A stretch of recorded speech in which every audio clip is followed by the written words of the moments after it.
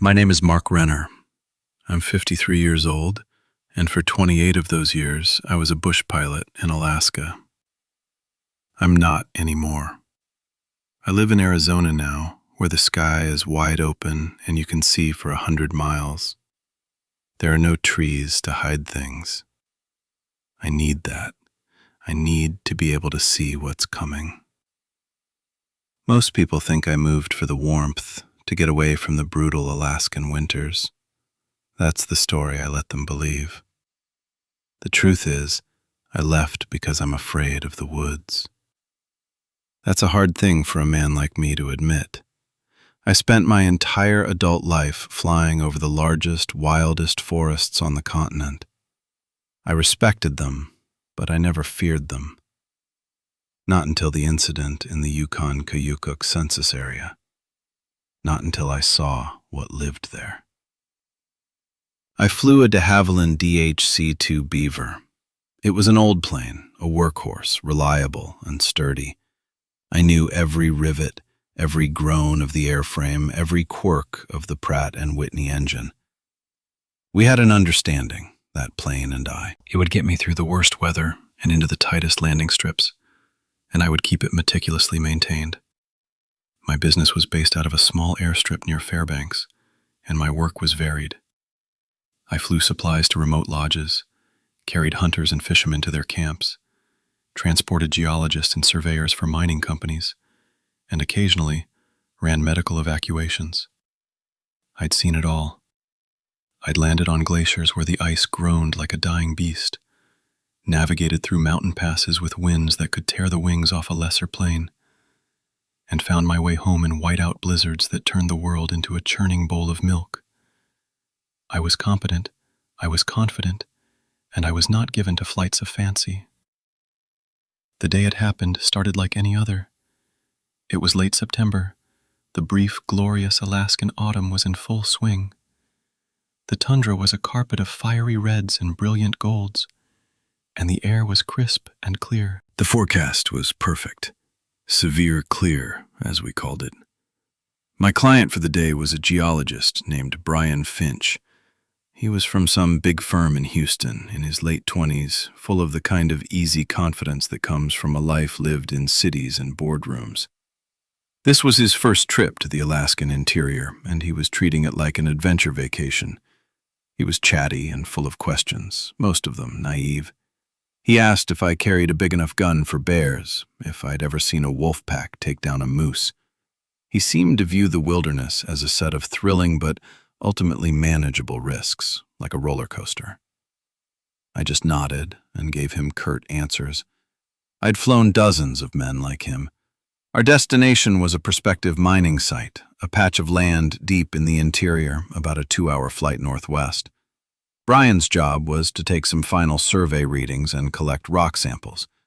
It was a simple drop-off and pickup. I'd leave him there for about 4 hours and land on a nearby gravel bar in the river to wait. I'd done this run a dozen times for his company. It was routine. We took off just after sunrise, the Beaver climbing steadily into the cold, clean air. Below us, the landscape unrolled, a vast, unbroken expanse of spruce and birch, threaded with the silver ribbons of rivers and dotted with countless sapphire lakes. It was a beautiful, empty world. From 5,000 feet, you could almost believe humanity didn't exist. About 90 minutes into the flight, as we were crossing a particularly dense and featureless stretch of black spruce forest, I saw something that made me lean forward against my harness. It was a disturbance in the trees, not a clearing, not a fire scar, but a swath of destruction. A long, ugly gash through the forest, maybe 200 yards long and 50 yards wide. Dozens of mature spruce trees, some of them 100 feet tall, were snapped in half, their tops thrown aside like matchsticks.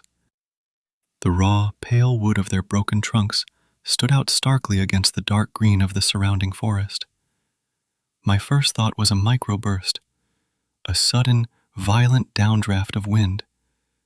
But that didn't feel right. The damage was too linear, too focused. It looked less like something had pushed the trees down from above, and more like something immensely powerful had walked through them. "What do you think that is?" Brian asked, pointing. He had his camera out, snapping pictures.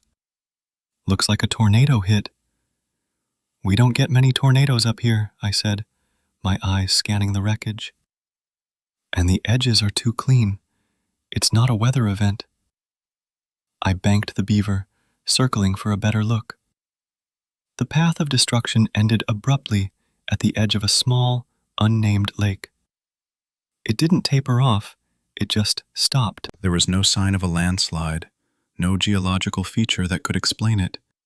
It was just there. A scar of inexplicable violence on the face of the wilderness. A deep sense of unease began to creep into the edges of my professional calm. I'd been flying over this land for decades. I knew its patterns, its rhythms. This was wrong. This was a broken pattern. As I completed the circle, I saw something else, near the center of the swath. It was a moose, or what was left of one. A massive bull, judging by the spread of antlers I could see lying on the ground. But the body was ruined. It wasn't the work of wolves or a bear. It looked like it had been detonated from within. The carcass was ripped open, the rib cage splayed wide, and the surrounding ground was dark with blood. Even from several hundred feet up, the sheer brutality of the scene was shocking. I've seen countless predator kills. They are violent, yes, but there's a purpose to them, an efficiency. This was different. This was rage. "Holy hell," Brian muttered, zooming in with his camera lens. "Did a bear do that?" "No bear I've ever seen," I replied, my voice tight. I was looking for tracks, for any sign of what could have done this. A grizzly, even a big one, would have left a trail. It would have dragged the carcass, cached it. There would be signs.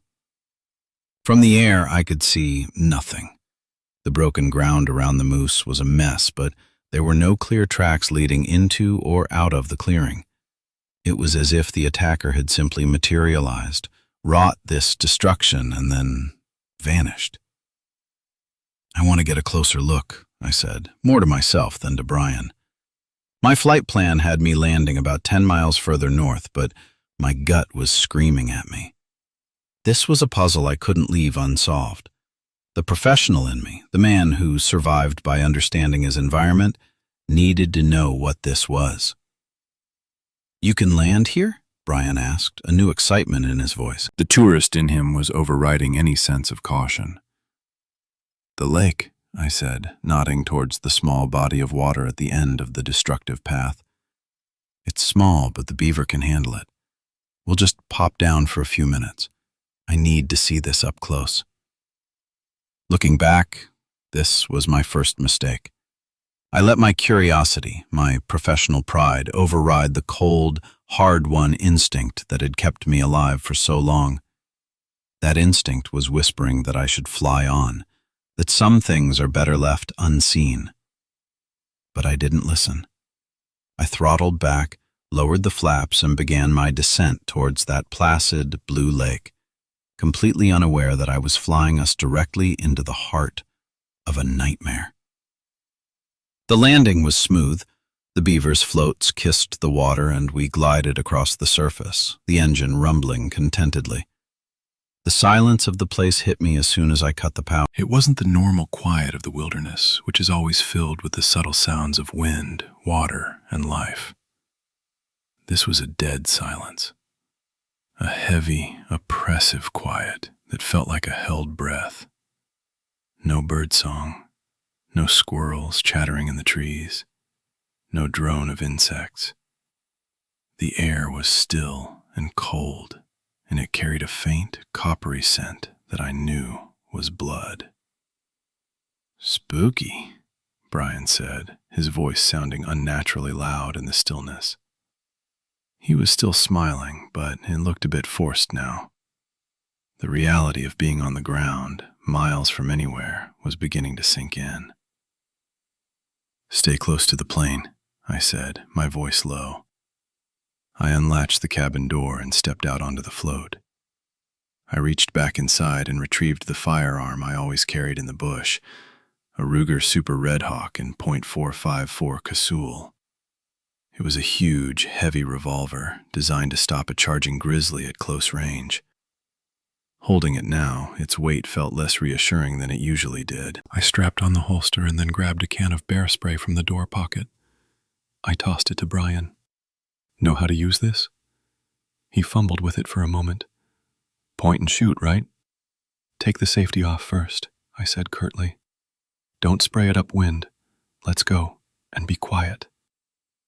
We beached the plane on a small, sandy spit and tied it off to a thick alder bush. The edge of the destroyed clearing was only about 30 yards away, up a short, steep bank. As we climbed, the scale of the damage became even more apparent. These weren't saplings. These were massive spruce trees, 2 or 3 feet in diameter, snapped like twigs 10 or 15 feet off the ground. The sheer force required to do that was astronomical. I ran my hand over the splintered wood of a broken trunk. The breaks were fresh, sticky with resin. This had happened recently, very recently. The silence was unnerving. I found myself straining my ears for any sound, any indication that we weren't alone. Every rustle of my own jacket sounded like a gunshot. Brian was walking behind me, his earlier bravado completely gone. He was stepping carefully, his eyes wide, scanning the dark wall of trees that bordered the clearing. The feeling of being watched was immense.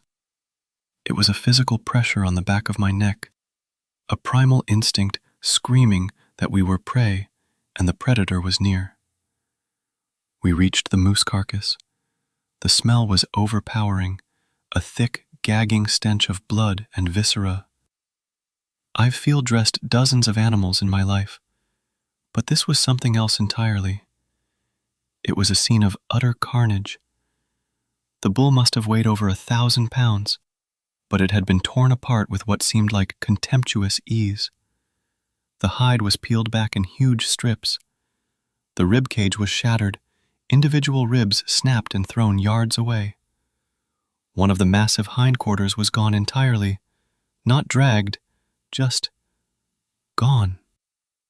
"My God," Brian whispered. He looked pale, on the verge of being sick. I knelt, my hand hovering over the ground near the carcass. The soil was churned up, but the tracks were bizarre.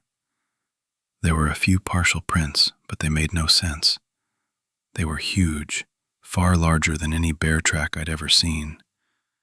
And they weren't shaped like a bear's print. They were longer, narrower, and there was something else wrong with them, something I couldn't quite place. It looked almost like a massive human footprint, but with long, deep claw marks at the end. And the stride, the distance between the few clear prints was enormous. 8, maybe 9 feet. No animal I knew of could move like that. That's when we heard it. It came from the dense woods at the far side of the clearing. It was a sound that will haunt me until the day I die. It started as a low growl, a deep, vibrating rumble that I felt in my chest more than I heard with my ears. It wasn't the growl of a bear, which is a throaty, explosive sound. This was deeper, longer, and it carried an undertone of intelligence. It was a warning, a territorial declaration. The sound rose in pitch, morphing into something between a guttural snarl and a deep-chested bark before ending in a drawn-out, chilling howl that was not the sound of any wolf. Brian made a small, terrified noise in his throat. I put a hand on his arm, my own heart hammering against my ribs. "Back to the plane," I whispered, my voice hoarse. "Slowly. Don't run." We started backing away, my revolver now in my hand, the hammer cocked. My eyes were locked on the spot where the sound had come from. The shadows under the spruce trees were deep and impenetrable. For a moment, there was nothing. The silence crashed back in, even more terrifying than the sound had been. And then I saw it. Movement. A flicker of darkness in the deeper darkness. Something shifted, separating itself from the background. It was tall, impossibly tall. It wasn't a bear rising on its hind legs. This thing was standing, moving with a bipedal gait that was fluid and unnervingly human. It took one step out of the shadows and into a patch of weak sunlight filtering through the canopy. And my world broke. My mind simply refused to process what I was seeing. It was a nightmare given flesh. It stood at least 8 feet tall, with a physique that was a grotesque fusion of man and beast. Its body was covered in coarse, dark fur, the color of wet earth and old blood. Its shoulders were immense, a solid slab of muscle that tapered down to a lean waist. Its arms were too long for its body, ending in what looked chillingly like large, 5-fingered hands. But each finger was tipped with a thick, yellowed claw that looked like it could tear through steel. But the legs and the head were the worst parts. The legs were bent like a dog's, with reversed knees, a digitigrade stance that spoke of incredible power and speed. It stood on 2 feet, but it was built to run. And the head, dear God, the head. It was purely, undeniably canine. A long, tapered snout filled with massive yellow teeth, some of which were visible even with its mouth closed. Pointed, alert ears stood erect on top of its skull. It was the head of a monstrous wolf, or a dire wolf from some prehistoric age, perched atop a hulking bipedal body. Its eyes glowed with a faint amber light, and they were fixed directly on us. They were not the simple, reactive eyes of an animal. They were filled with a cold, terrifying intelligence, a calculating malevolence. Time seemed to slow down. I could hear the blood pounding in my ears. I could feel Brian trembling beside me. The creature just stood there, watching us, its head cocked slightly as if in curiosity. It took a slow, deliberate breath, and a plume of condensation ghosted from its nostrils in the cold air.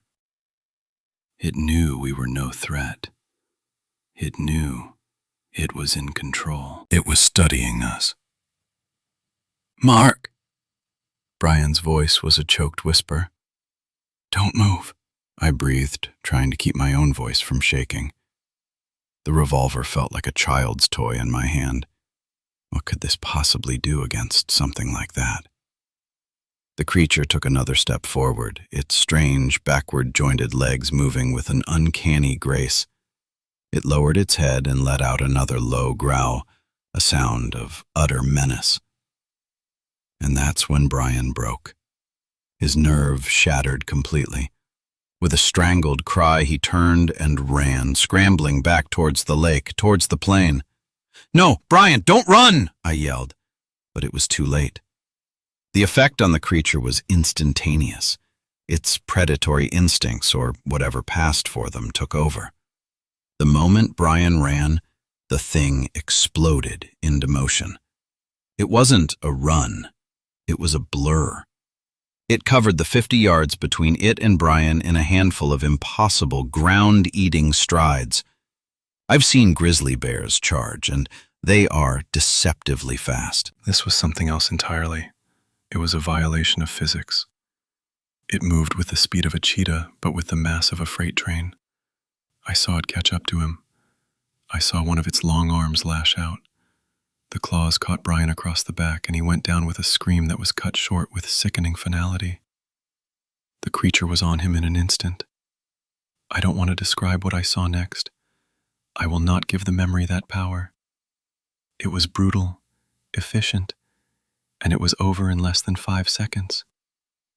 The sounds are what I remember most clearly. The wet, tearing sounds. I stood there, frozen in horror, my mind a white-hot blank of pure terror. Then its head came up. Its muzzle was dark with blood. Its amber eyes found mine across the clearing, and it started towards me. Not with the explosive speed it had used on Brian, but with a slow, deliberate walk.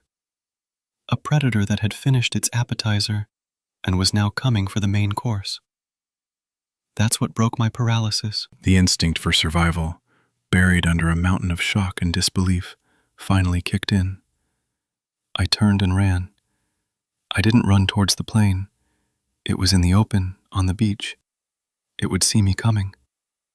I ran for the trees, plunging into the dense spruce forest that bordered the clearing, hoping to use the terrain for cover. I could hear it behind me. I didn't dare look back.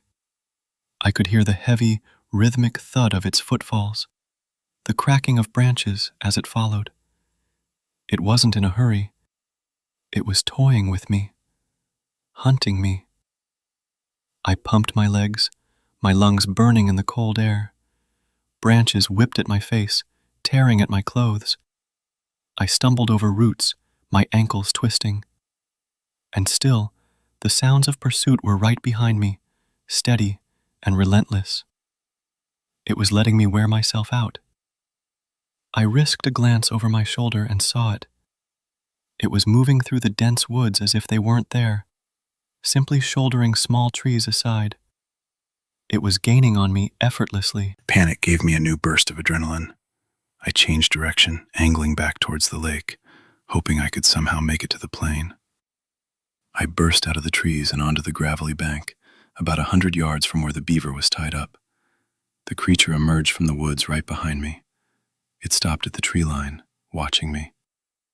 I had a clear run to the plane, but I knew I'd never make it. It would be on me in seconds, just like it was with Brian. This was it. My life was going to end here, on the shore of this nameless lake, torn apart by something that shouldn't exist. But a spark of defiance flared up through the terror. I wasn't going to die running. I stopped, turned, and raised the revolver with both hands. My arms were shaking so badly, I could barely hold the sight steady. The creature stood there, a dark, monstrous silhouette against the forest. It was maybe 60 yards away. Too far for a handgun, but it was all I had. "Come on, you bastard," I snarled, the words a raw tear in my throat. It took a step towards me. I fired. The .454 Casull roared, the recoil bucking hard in my hands. The shot went wide, kicking up dirt to the creature's left. It didn't even flinch. It just kept coming, its pace quickening. I fired again, another miss. My hands were slick with sweat. I was shaking apart. I fired a third time, and this time I saw the bullet strike its chest. There was a puff of dark fur, and the creature grunted, a deep, angry sound. It staggered back a step, more from the impact than from any real damage. It looked down at its chest, then back up at me, and the look in its eyes was no longer curiosity. It was pure rage. It let out a deafening roar, a sound that was part wolf howl, part lion's roar, and part something utterly alien. Then it charged. The ground shook with its footfalls. I knew I was dead. I had time for one more shot. I aimed for the head, the center of that canine face, and I squeezed the trigger. The hammer fell in an empty chamber. I had fired 4 shots, not 3. I must have miscounted in my panic. The click of the empty cylinder was the loudest sound I had ever heard. I braced for the impact, for the tearing claws, but it never came. Just as the creature was about to close the final distance, there was a brilliant flash of red light and a loud whoosh, a flare. I must have hit the trigger on the flare pin in my pocket during my frantic run through the woods. The flare shot out, not at the creature, but into the dry branches of a spruce tree just beside it. The needles caught fire instantly, bursting into a column of orange flame and thick, acrid smoke. The creature recoiled from the sudden fire. It swiped at the flames with one of its massive hands and let out a high-pitched sound, a shriek of what sounded like surprise and pain. It wasn't afraid of the fire, but the suddenness of it, the unexpectedness, had startled it. It broke its charge, turning its attention to the burning tree for a precious second. That was my chance. It was the only one I was going to get. I didn't think, I just ran. I sprinted for the plane, my legs and lungs screaming in protest. I fumbled with the knot on the rope, my fingers feeling like clumsy sausages. The knot finally came free. I scrambled onto the float, threw myself into the cockpit, and slammed the door. My hands were shaking so violently I could barely get the key into the ignition. I could see the creature in the side mirror. It had abandoned the fire and was now bounding towards the plane. Its eyes were burning with fury.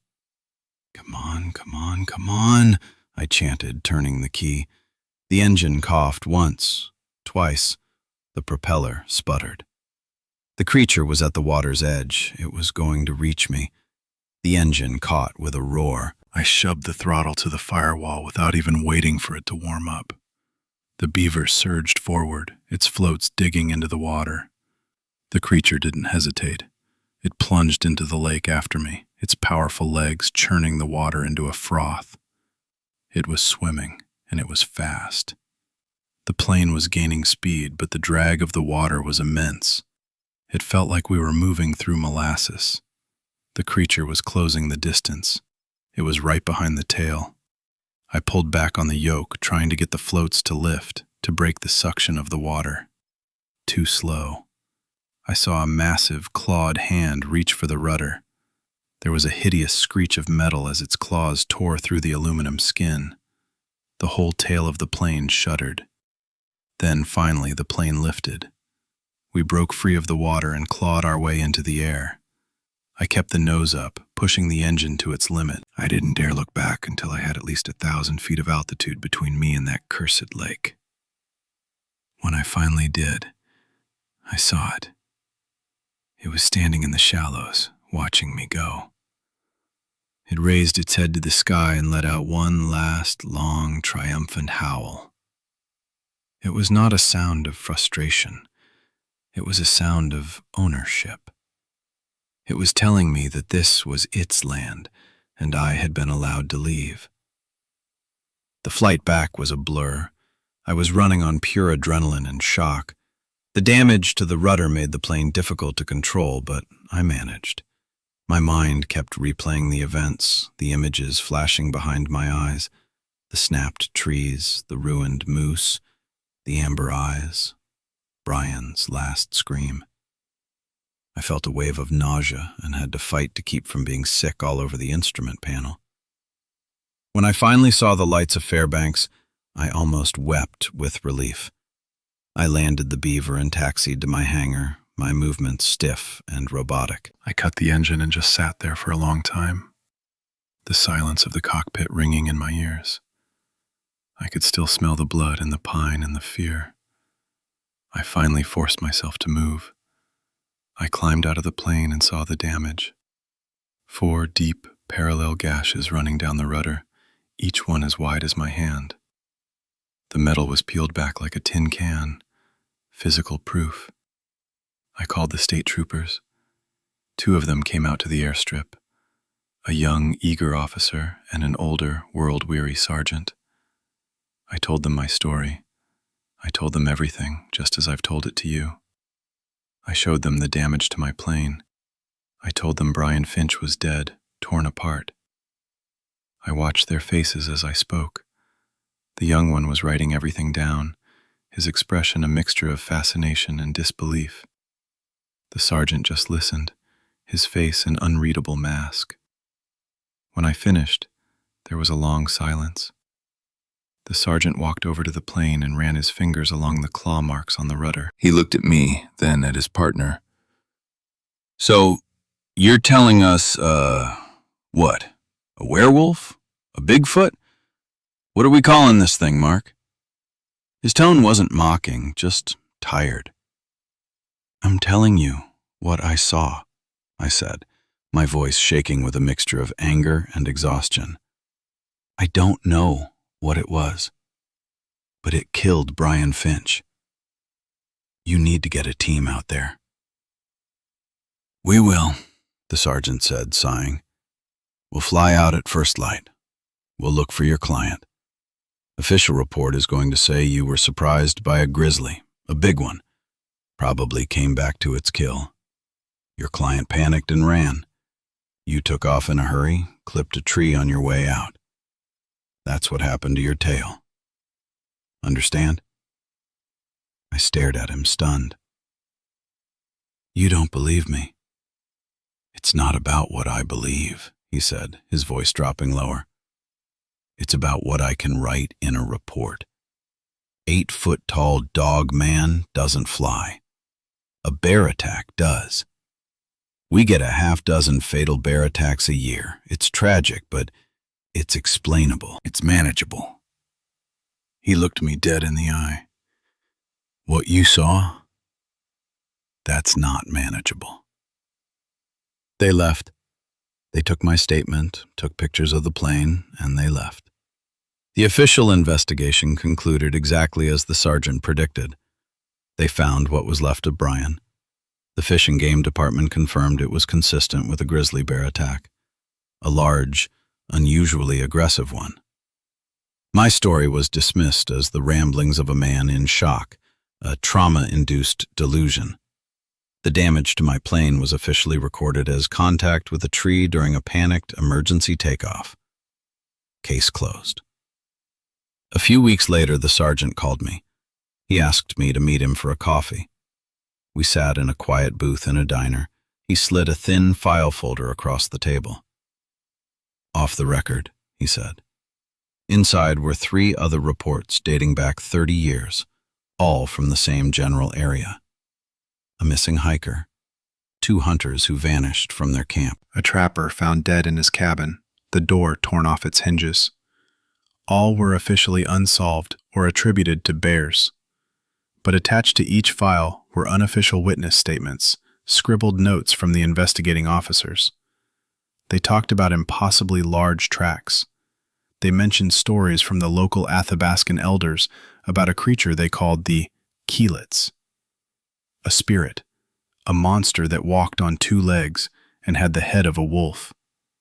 A thing of immense power and malevolence that hunted the deep woods. There are places we're not meant to go, Mark, the sergeant said, taking the file back. Things we're not meant to see. You saw one of them. My advice to you is to forget you ever did, and stay away from that part of the country. Stay far away. I took his advice. I sold my plane and my business. I couldn't fly anymore. I couldn't look down at that endless green carpet of trees without seeing its face, without feeling those intelligent, malevolent eyes on me. I couldn't shake the feeling that it was down there, waiting. I packed up my life and moved south, as far from the deep woods as I could get. I moved to the desert, where there are no shadows deep enough to hide a monster. But I can't forget. Every night, when I close my eyes, I'm back on the shore of that lake. I hear Brian scream. I see that impossible creature step out of the trees. I live with the guilt. Brian was arrogant, a fool. But he was just a kid, really. He didn't deserve to die like that. I led him there. I landed that plane. My curiosity killed him as surely as those claws did. I don't know what I saw that day. A creature unknown to science? A demon from some old legend? I don't have any answers. All I have is the memory and the fear. A fear that has reshaped my life. So I'm telling this story for what it's worth. Not because I expect you to believe me. I know how it sounds. But because I have to. For Brian. And as a warning, the world is not the safe, mapped-out place you think it is. There are still dark corners, empty spaces on the map where evolution took a different path. And if you go into the woods, the deep woods, and you feel that silence, that heavy, watchful quiet, turn back. Don't let your curiosity be the death of you. Run. Because some things are better left undiscovered. Some things are waiting in the trees, and they are hungry.